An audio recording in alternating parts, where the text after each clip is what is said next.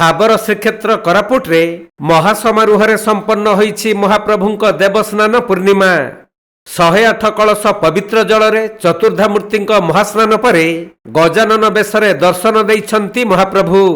एही दिव्य बेश दर्शन पाई मंदिर रे लागिथिला भक्तंक प्रबल भिड़। হোটেলের পাশে এত সুন্দর একটা জগন্নাথ মন্দির আমি কখনো ভাবিনি। এই যে কোরাপুট সাগর ক্ষেত্র জগন্নাথ মন্দিরে সকালবেলা চলে এসেছি এবং এত সুন্দর বিগ্রহ দেখে আমি প্রচণ্ডভাবে খুশি হয়ে গেছি।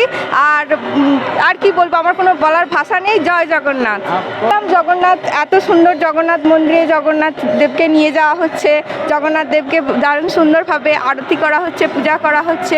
এত সুন্দর সুন্দর বিগ্রহ, এত সুন্দর মহিমা, খুব ভালো লাগছে, খুব ভালো লাগছে। তবে হরিবল ধ্বনি মৃদঙ্গ ও ঘণ্টর নাদ মধ্যে শ্রীমন্দিরରୁ ସ୍ନାନ ମଣ୍ଡପକୁ ପହଣ୍ଡି ବିଜେ କରିଥିଲେ ଚତୁର୍ଦ୍ଧାମୂର୍ତ୍ତି। ଚମ୍ପାବନ ସୁନାକୂଅରୁ ସଂଗୃହୀତ 108 କଳସ ପବିତ୍ର ଜଳରେ ସମ୍ପନ୍ନ ହୋଇଥିଲା ମହାସ୍ନାନ। ପରେ ଯଜ୍ଞ ସମାପନ କରାଯାଇ ମହାପ୍ରଭୁ ଗଜାନନ ବେଶରେ ଭକ୍ତଙ୍କୁ ଦେଇଥିଲେ ଦିବ୍ୟ ଦର୍ଶନ। ଏହି ଦୁର୍ଲଭ ବେଶ ଦର୍ଶନ ପାଇଁ ହଜାର ହଜାର ଭକ୍ତ ସାବର ଶ୍ରୀକ୍ଷେତ୍ରରେ ପହଞ୍ଚିଥିଲେ। समस्त स्नान पूर्णिमार अभिनंदन।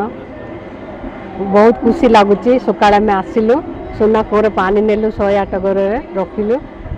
जगन्नाथ पहंडी आई भगवान होम सब हम तापर गाधेबे, तापर गजानन बेश हम।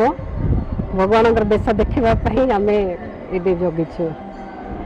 समस्ते खुशी जगी भगवान गजानन बेश देखापी। एनी टाइम गोटे रूप देखुं, आज डबल रूप देखिए बोलिकिना समस्ते बहुत खुशी रे जगी भगवान स्नान यात्रा देखापी, चरणामृत पाइबापी। तबे समस्त नीतिकांति शास्त्रोक्त परंपरा अनुसार सेवायत और ब्राह्मण मानक उपस्थिति रे संपन्न होइथिला। स्नान यात्रा परे सबर संप्रदायर पूजक माने ओभा यात्रा पर्यंत गुप्त नीतिकांति पालन करिवे। एपटे भक्तंक विपुल समागम को दृष्टि रखी जिला प्रशासन, पुलिस और मंदिर प्रशासन पक्षरु कड़ा सुरक्षा एवं सुचारू व्यवस्था करा जाइथिला। दारु ब्रह्म महाप्रभु श्री जगन्नाथ बलभद्र सुभद्रा सुदर्शन चतुर्धा विग्रह आज हूँ जन्मोत्सव लीला बा महाज्येष्ठा स्नान। ग्रीष्म निराघर 21 दिन बाहर चंदन एवं 42 दिन भितर चंदन।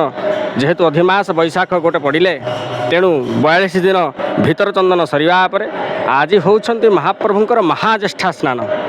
आज मंचा स्नान करेंगे महाप्रभु। समस्त भक्त जनसाधारण दर्शन देवे, मंचा स्नान करेंगे, महाज्येष्ठा स्नान करेंगे। जहाँ जनमानस समस्त प्रत्येक लोक जहाँ स्नान पूर्णिमा महाप्रभुंकर गजानन बेश दर्शन करती अति पुण्य प्राप्त करती। आज सका महाप्रभुंकर मंगल आरती अवकाश बेश मैलम सकाल धूपर महाप्रभु खेचुड़ी अन्न भोग लगी हुई महाप्रभु धाड़ी पहंडी रे स्नान मंडप रे विजय करिसेंति। वर्तमान जनसाधारण महाप्रभु दर्शन करुछंति स्नान मंडप पर। तबे स्नान यात्रा परे महाप्रभु अणसर को विजय करिवे एवं परवर्ती ओभा यात्रा और रथ यात्रा पई नीतिकांति जारी रहिबो। साबर श्रीक्षेत्र रे महाप्रभुंक गजानन बेश दर्शन भक्तंक मनरे भक्ति और आध्यात्मिक परिवेश सृष्टि करिथिबा बेले सुरक्षा व्यवस्था मध्यरे समग्र स्नान यात्रा शांति श्रृंखलार सहित संपन्न होईछि। आजिर पुण्यतिथि देवस्नान पूर्णिमा रे आमे समय निर्घंट अनुसार वर्तमान सुधा आमे करि आसीचु मंगल आळती टू पोहड़ पर माने पहंडी पर्यंत वर्तमान चलची। आगामी समय रे महास्नान तापर आपणकर गजानन बेश तापर संध्या आळती आउ संध्या आमर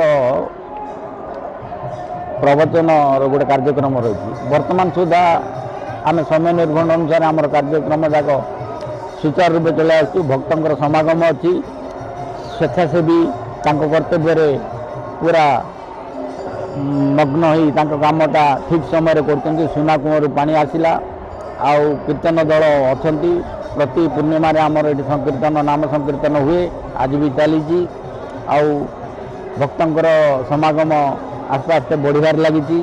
कोरापुटरू मंजुलता महंती रिपोर्ट कोणार्क लाइव।